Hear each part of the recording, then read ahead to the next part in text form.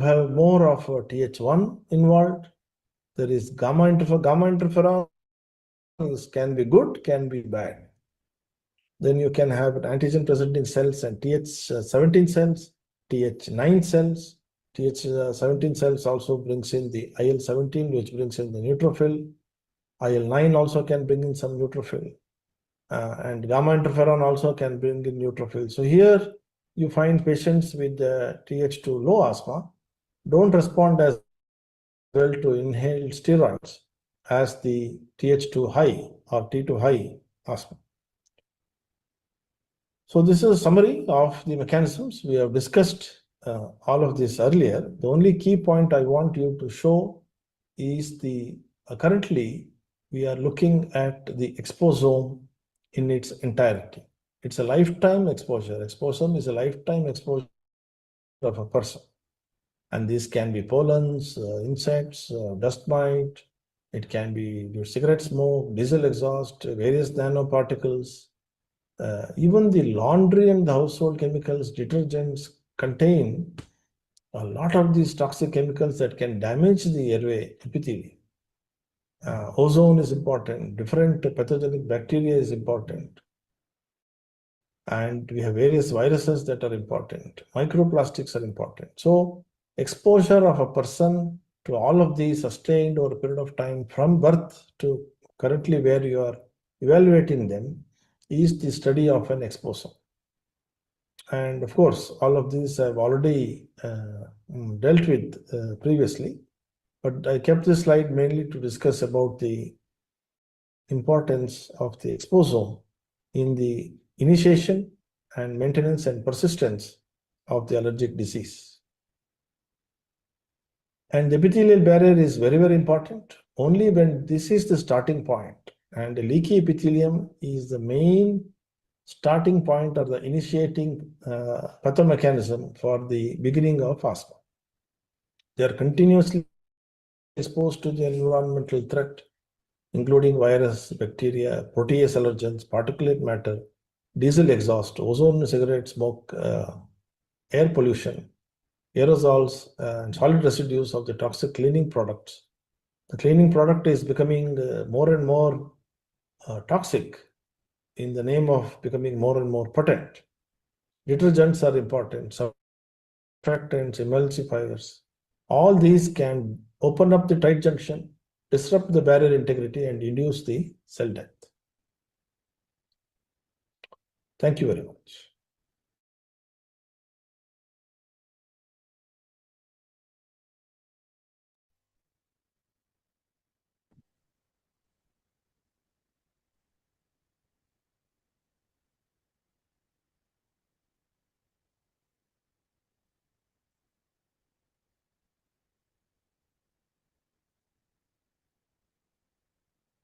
Hello, can you hear me, sir? Okay, yeah.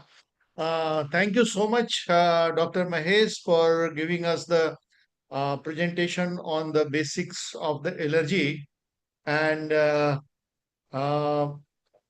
you have nicely explained everything.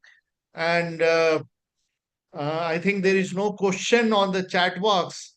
So, Dr. Mahesh, can you just summarize in few lines, basically, only the important points, so that it goes in the delegate's mind directly, and how it is related with your when we start the immunotherapy and everything. Just few lines. Yeah. Good morning to you all. So basically, some of the key messages I want you to carry is that the airway epithelium is extremely important. So the maintaining the barrier function, exposure to the airway epithelium, you should be very careful what your patients are exposed to in your history when you meet your patients, especially when they are not controlled. You must make sure that you take care of the indoor exposure, especially because a lot of them are hidden. Are your patients exposed to the incense sticks? Are your patients exposed to dhoop? Are your patients exposed to mosquito coils? These are all known and to cause a lot of damage to the airway epithelium. And especially for women, are they exposed to a lot of these household cleaning products and detergents? This should be in your history always. This is something I would like you to carry.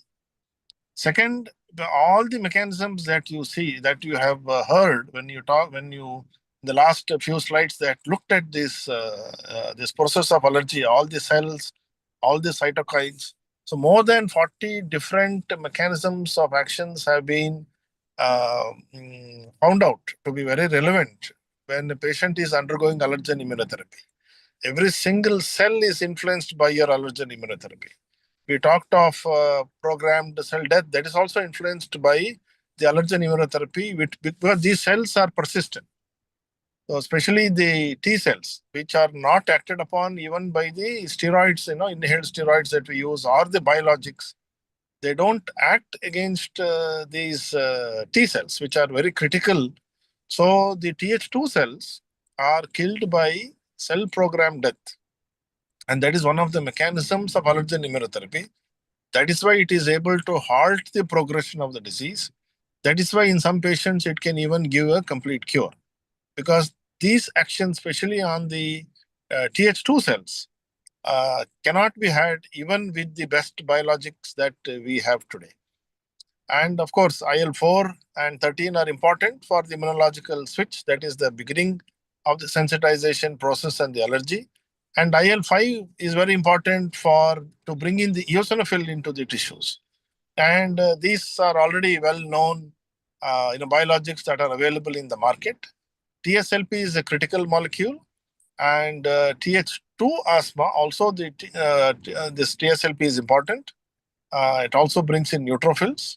So we did not have any proper treatment for T2 low asthma, and the anti-TSLP tezepelumab is supposed to be a good molecule to take care of this T2 low asthma, for which we did not have. T2 low asthma doesn't respond well to inhaled steroids. T2 high asthma does. And T2 low asthma, we did not have a good molecule. So this anti-TSLP has a good potential to take care of this T2 low asthma. These are some points I think that would be useful. Okay, Dr. Mahesh, I think there are no questions. I could not find any questions on the chat box. So I think thank you so much. And I will request all the delegates, if you have still the questions, you can send it and we'll revert back with the answers and everything. So, Dr. Mahesh, thank you so much for taking out the time. Thank you so much. Thank you. Thank you. So, Bye-bye. So after the basics of the allergy, we directly go basically to the clinical aerobiology or something like that, because it's very, very important to know basically what are the allergens which are prevalent in a particular area. And Dr. Mahesh, you can log out basically. Yeah, sure. Yeah. So, so the next topic is about the aerobiology clinical aspects, because when you practice or when you are going to be getting sensitized with the allergen and immunotherapy, after the basics of the allergy, you must know what are the allergens and which are prevalent and which are clinically significant in that particular area. Only then you can start your practice about allergy and immunotherapy. So for that, we have Dr. Sonam, who is going to take the lecture on the aerobiology in the clinical practice, and then he is associate professor in Vallabhbhai Patel Chess Institute, and he has got the number of the publications, and he got the awards also in the allergy and immunotherapy. And so with that, I will just directly go to the Dr. Sonam for his lecture. Dr. Sonam, please.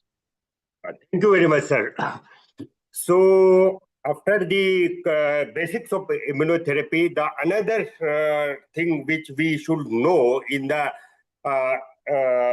basics of allergen immunotherapy is the aerobiology, little bit about the aerobiology and fauna and flora of our area where we are practicing the allergen immunotherapy. In the next 30 to 35 minutes, I am talking about the aerobiology and its clinical significance. So starting with what is aerobiology,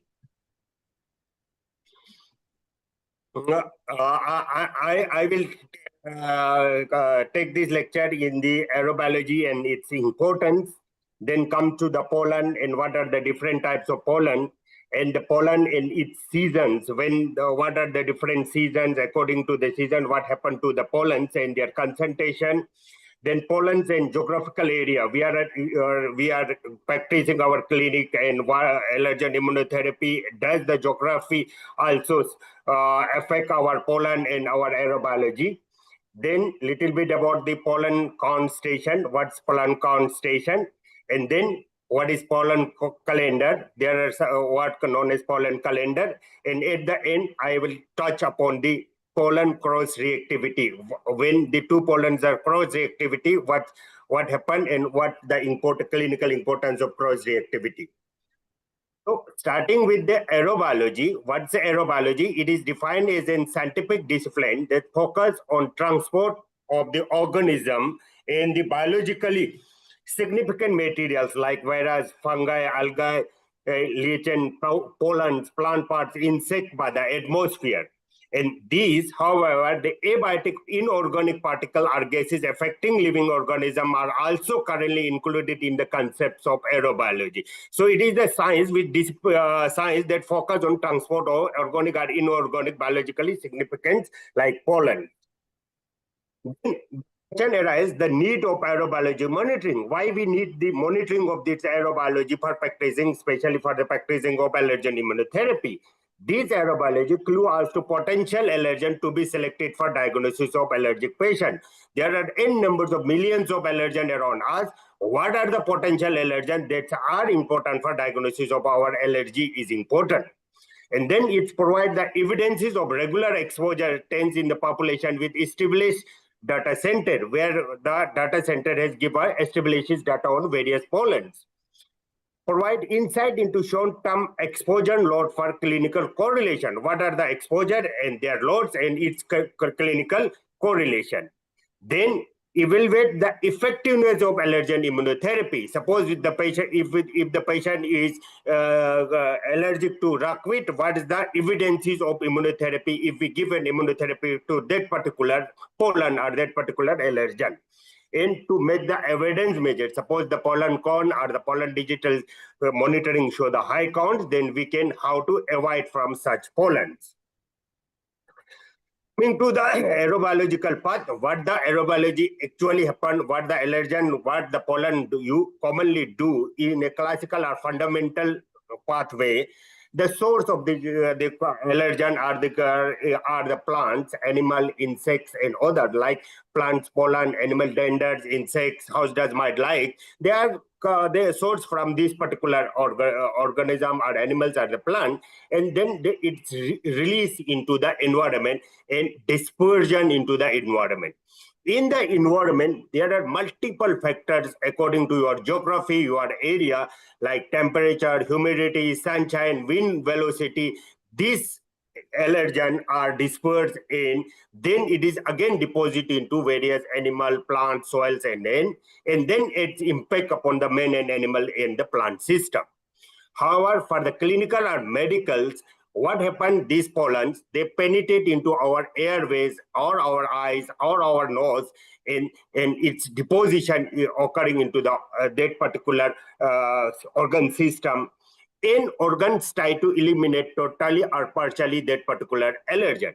And depending upon our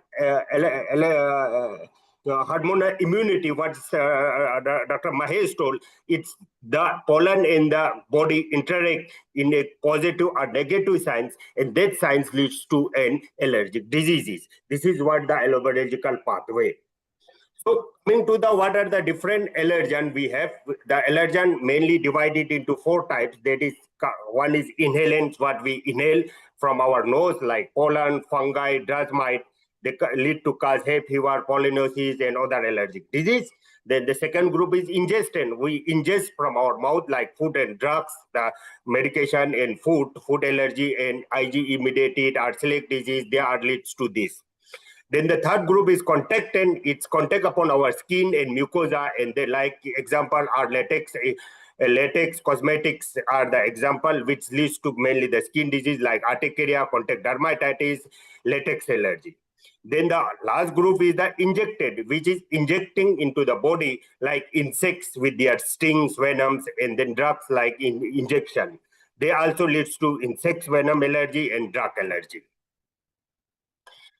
Coming to the pollen, what's the pollen? Pollen are the best study of all the allergen till and which cause the allergy, and the pollen is defined as the small reproductive body of the flowering plant, somewhat analogous to the sperms of an animal or a human, by which female flower or the floral part are fertilized or the pollination to produce seed is the primary purpose of this pollen. These pollen are microscopic structure, 10 to 100 micron in the size, and they are produced in thousands by each flower and can be transported by air, water, insects, animal to the other parts. The pollen grain is the male sex of the vegetative kingdom, and these explain their deposition into our nostrils of human, and particularly the eyes, that leads to rhinoconjunctivitis in form of allergic disease. However, the pollen allergy can be born on a sub-microscopic particle and induce or contribute to the persistence of the rhinitis and asthma in the allergic disease patients. Different type of pollens are plant pollen are classified according to the pollination process into the aminophilous and entomophilous. The difference between these two types of pollen is the aminophilous pollen they are aerodynamics in form. They are carried by the winds. They are small, so they are carried by the winds. I mean, they are emitted in large quantity, and these pollen can travel long distance in the kilometers, hundreds of kilometers. While the entomophilous group of these pollens are carried by insects, and they are few are liberated into the atmosphere, and there must be direct contact with the insects, and that's why it travel short distance compared to the aminophilous type of the pollen. Means the pollen load. What is pollen load? The plant discriminated day from night by the means of photoreceptors, and may respond to the daylight exceeding a crucial threshold in the late springs or early summer, securing time for their seed to maturation. And this increasing light intensity during the springtime and early summer is likely to be effective flowering in summer flowering plants and modify the effect of photoperiods. Now coming to the allergen potency, what is the potency? It is the allergen that contents occur along with the developments of their anthers. These anthers react to the weather condition, and when the conditions are optimal for the pollination, they open and release this pollen into the atmosphere. If the weather conditions are favorable for early pollination, rib anther will release less mature and the pollen with less allergen. While when the weather conditions are delayed, the opening of anthers, the more mature pollens with the more allergen are released into the atmosphere. The important pollen allergen in different parts of the world with the different countries, particularly in Europe, it is Ambrosica, what we commonly known as rockweed, then birch tree are the common tree, most studied, well-studied plant in the Europe. In USA, Argenotis, Ambrosia, Artemisia, Sonodan, Dactylatis, Juniperius are the common allergen study from the USA. In Japan, Japanese cedar is one of the most important tree pollen from the Japan side of the world.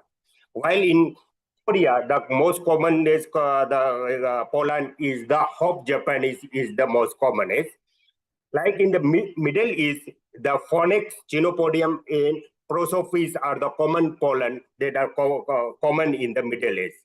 In India, like other parts, we are rich in all the other, due to our diversity of our India with the geography, we are also very rich in the pollen, and we have Ricinus, Holoptelia, Cereus, Chenopodium, Sanodan, Prosopis, Parthenium, and so there these particular allergen or pollen are different in different parts of the country, as we have a different geographical area in our country.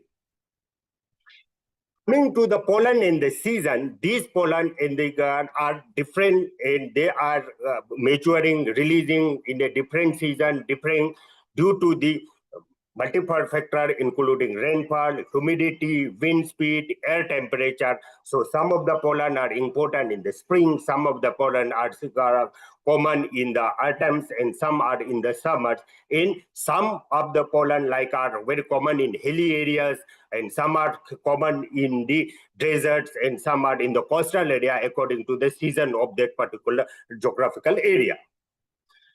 So India, diversity of Indian flora, we are blessed with one of the richest flora on the earth, with thousands of species ranging from third desert to alpine thunder to high Himalayan and to the giganticulin. Consequently, variable pollen concentration and season is recorded from different ecozones of India. According to the symptomatology of allergy patient is also variable from one part to the other part of the country. This is the summarize of common pollen from different season in different part of the India. In a three more common pollen: tree, wheat, and grass pollen in spring, autumn, and winters. Let's discuss some common pollen from India and their seasons of the pollinations. Starting with the grass pollen, the Thallium, the Timothy grass, commonly known as Timothy grass, is a very common allergen mainly in the Himalayan region in South Indian, mostly in the season of June to September. Like Lolium, the commonly known as hay grass, is also again common in Dehradun and Himachal Pradesh, are mostly in the root of the hills, are mostly seen during the months of summers. Then come to the Cynodon, what the Bermuda grass we commonly known as, very common, we see in everywhere, is the most part of India we see this grass, and this remain throughout the years in different parts of the season with different peak seasons. What the Congo grass, again a common grass we see all over, especially in the northern part of the India, in the June to October is the peak season. Then Poa grass, what the meadow grass, or local name is the Poa meadow grass, is again seen mostly in the northern and central India, especially during the winter's month from December to February. And then Dactylis or Gucha grass, again a common grass seen mainly in the northern and eastern part of India in the early summers. Some of the wheat pollen, common wheat pollen in India, Artemisia, very common wheat pollen. See what Mugwort are the local name, especially seen in the most part of the India in the September to November. Similarly, Armenthus is a pickweed, is also a common grass, common wheat seen in the most part of the India, particularly during the rainy seasons. Then Parthenium, Congress grass, is also very common, mostly all part of the India in June and July. Likewise, the Chenopodium, Bathua, which is a very common allergen in the northern part of India, this also used in vegetables. It's usually seen in the winters, October to January. Then Racinus, Arandi, again all over the years, but most common in October to January in all part of the India. Cannabis, the bung, is also a common allergen in India throughout the year from different parts of the countries. Coming to the tree pollens, the common tree pollens are Prosopis is the common, especially all over the India from March to April, and again second season more during the September to November. Then Holoptelia, again we saw all over our nearby Chilbil, the Chilbil tree, that is again all over the India from mostly in the February, March. Then Betula, a birch tree, is a common mainly in the hilly or hill foot area. It is more during the month of March and April. So we discuss different allergen and common are. Then we try to divide these allergen according to different part of the India. In the northern part of India, the common allergen are Holoptelia, Proposis, Morus, anthus, then holoptelia, the cannabis. These are the common allergens seen in the northern part of the India. Likewise, in the southern part, Cassia, Argentum, Racinus, Artemisia are the common. And one of the study found that 34% of the Parthenium near in the Bangalore studies. Then in the central part of India, again the Brassica, Cannabis, Parthenium, Sia, Batulus, these are the common allergens seen in the central part of the India. In the eastern part of the country, again the Lantana, Cassia, Coccus, Phoenix, Racinus are the common, especially in the Guwahati and near area, in the eastern part of the country. Likewise, in the western part of the country, again the Parthenium, then Morgera, Armenthus, Chenopodium, Coccus, these are the common allergens which commonly found in the western part of the country. So in our guideline, respiratory diagnosis of respiratory guideline, we divide all the allergen, important, sensitized in allergen guideline according to these 5 sites from east, west, north, south, and central part of the India. You can go through these in our guideline. What the common pollen sensitization, what we see in the last 10 years in our institute, we also found that Ganandropis, Parthenium, Prosopis, and Armenthus are the common allergen found in the last 10 years at our site. Then pollen count station around the world, the 6 top countries with the numbers of active pollen station are Japan, Italy, USA, France, Germany. And then the Environment Agency of Japan owns the biggest 120 automatic taps, while the France owns the biggest high-space network. When we see the screenshot of the interactive mode of pollen and fungal spore monitoring center in the world, only few, 1 or 2 see from our country. Now coming to the digital pollen cone or the pollen display, it is a digital pollen cone. A display is inserted at the Vallabhbhai Patel Institute gate number 1 and 4. Here what we do, the total number of pollen count during the day is displayed on day-to-day basis every year on this. This helps us to avoid from the pollens in for that particular area, the people of particular area during the pollen season. These are the various studies on the pollen and pollen atmosphere from Patel Institute. Now coming to monitoring, how these pollen are monitoring, they are monitoring qualitatively and quantitatively the bioallergen. The sampling method are galvanic, impaction, filtration, and then they immunochemically they detect it and size measurement, and then the variation of the diurnal or seasonal variation. Now coming to the pollen calendar, what's the pollen calendar? It is a graphic narration of annual dynamic of a major airborne pollen types in the given location. These provide a readily accessible visual information on various airborne pollen types occurring in the course of the years and are commonly used to depict the seasonal distribution of pollen in the atmosphere and are produced by using Spitnika models. So there are these pollen calendar are available for some of the common cities like Delhi, Jaipur, and that thing. That is also available on net. You can check on net, and we also publish in our guideline also for the some major cities. So we can check which pollen is important and which pollen calendar to see the pollen season in that particular city or that particular area. This is what look like this. They graphically show the pollen, the name of the pollen, then according to in which month the pollen season is common, the intensity of the pollen concentration is highest in which month. This is what known as the pollen calendar, and this is the pollen calendar example of a pollen calendar of Delhi. Now coming to the cross reactivity. When a patient who consulting an allergologist usually have a sensitization to or more allergen, usually it is always more or less sensitized to 1 or more. They is known as polysensitized, and they are documented by skin prick test or specific IgE. This sensitization, polysensitization may result from either co-sensitization or cross reactivity. So what's the cross sensitivity sensitization?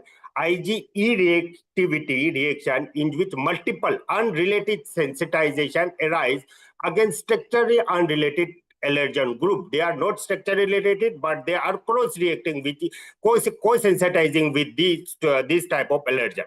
While in the cross-reactivity, IgE reaction in which IgE antibody are originally arise against one allergen and then bind to a similar protein in the another allergen. The second allergen, they have the protein similar to the first allergen. That's why it gives reaction to that particular allergen. So the basic of this cross-reactivity is the all organisms have originated from common biological ancestor. There is a possibility that they may have some common protein with a sequence similarity and similar properties. This possibility of having similar amino sequencing throughout the plant and animal kingdom, or at least the taxonomically same families, is considered to be high. But completely cross-reactivity 100% never occurs.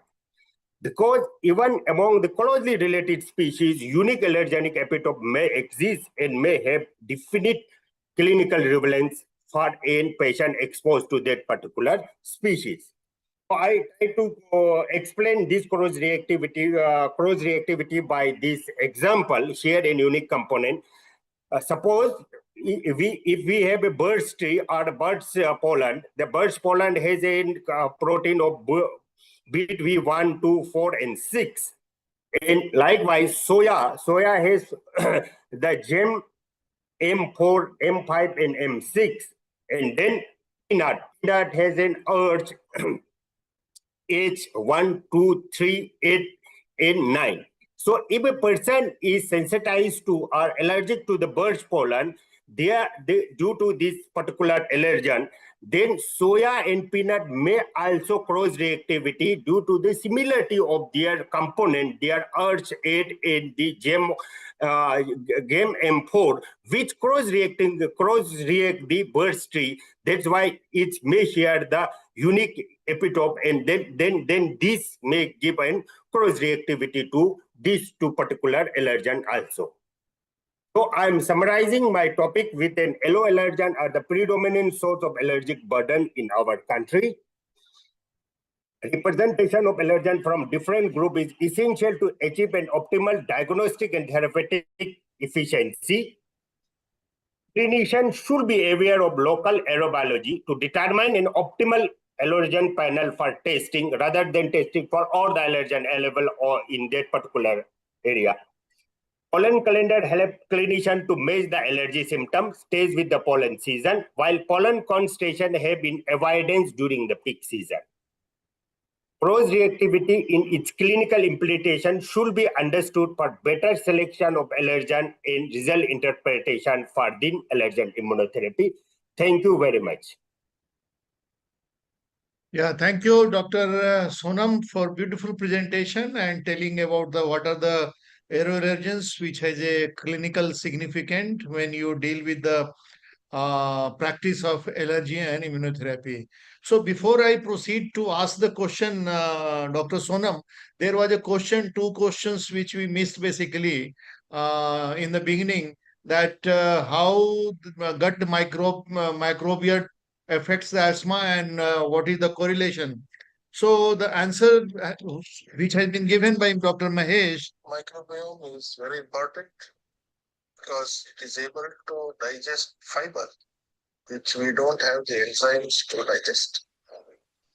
And after the digestion of the fiber, it releases a lot of immunologically important molecules. The most important is the short-chain fatty acids, peptidoglycan and the polysaccharides. Now, the short-chain fatty acids are present in every single immune cell. Just like the BSLP, we have this particular receptor called CD43, which binds to the short-chain fatty acid. And this helps in immune homeostasis. So our immune system homeostasis, not moving towards allergy, not moving towards autoimmunity.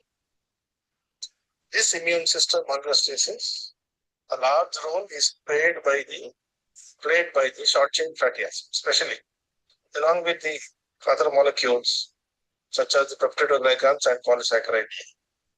That is why gut microbiome is important. And gut microbiome dysbiosis is associated with so many immunological diseases. So the next question was why tolerance is important. For that, Tolerance is important. If you see all the pathways that maintain tolerance,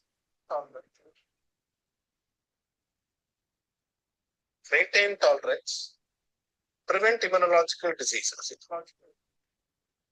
Prevent immunological diseases. It is not only allergic diseases, but all immunological diseases. And when the pathways of the tolerance are impaired, that is when one of the immunological diseases that can develop is allergies. So it is very important for us, starting from the airway epithelium to the naive T cell, to the innate lymphoid cells, to the Th1 cell, and all the cytokines that come along with it. Maintenance of tolerance means there is no allergic disease, there is no sensitization. We produce IgM and IgG as part of our regular tolerance. The moment there is an immunological switch by IL-4/13 and we start producing IgE, that's when sensitization happens. That's the intermediate step that can move towards the disease, allergic disease.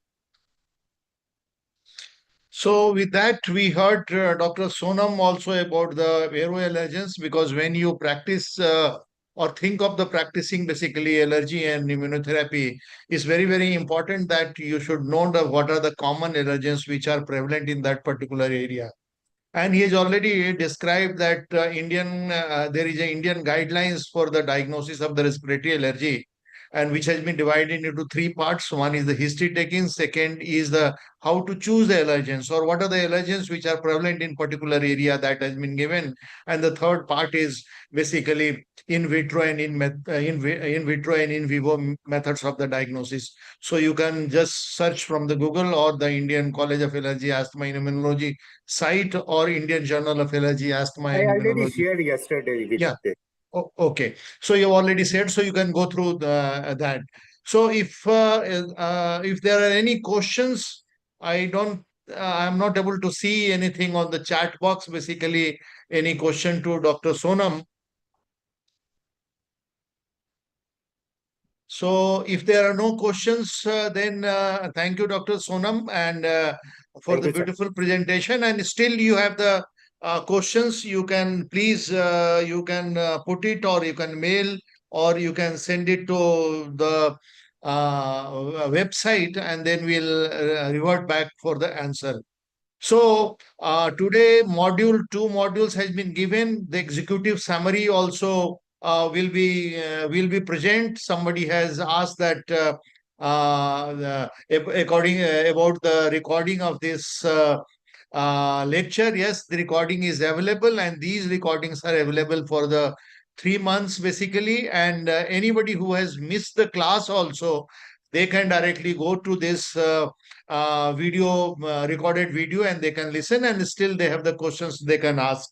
So the next module which we are going to have that is on the 21st of the June basically, and at the same time, and the topics which are going to be discussed is the history taking, and then how to diagnose. So history taking will be dealt by me, and then how to diagnose means allergy, in vivo and in vitro, that will be done by P. Mahesh. And these are very, very important topics, the history taking about the yellow allergen and everything. So I think if there are no questions on the chat box, so we again thank you for the joining this allergy and immunotherapy clinical excellence program basically. And this is just a sensitization. So 3 months, all the videos will be available. You can go through again and again, and you'll be not able to download these videos. You can just only listen, and then you can ask the questions also. So with that, if there is no questions from the audience, then I think I thank our technical team, especially Aarti and Priya, and then our colleagues Ashish and Abhishek for making this platform possible. And thanks all to the technical team, which has nicely put it all the together. So with that, I thank all the people who have joined, all the participants who have joined, and we'll be happy to welcome you on 21st of the June at the same time for the Allergy and Immunotherapy Clinical Excellence Program, which is just sensitization towards the allergy and immunotherapy. Thank you so much, and we can log it out. Technical team can allow us to log out. Thank you so much.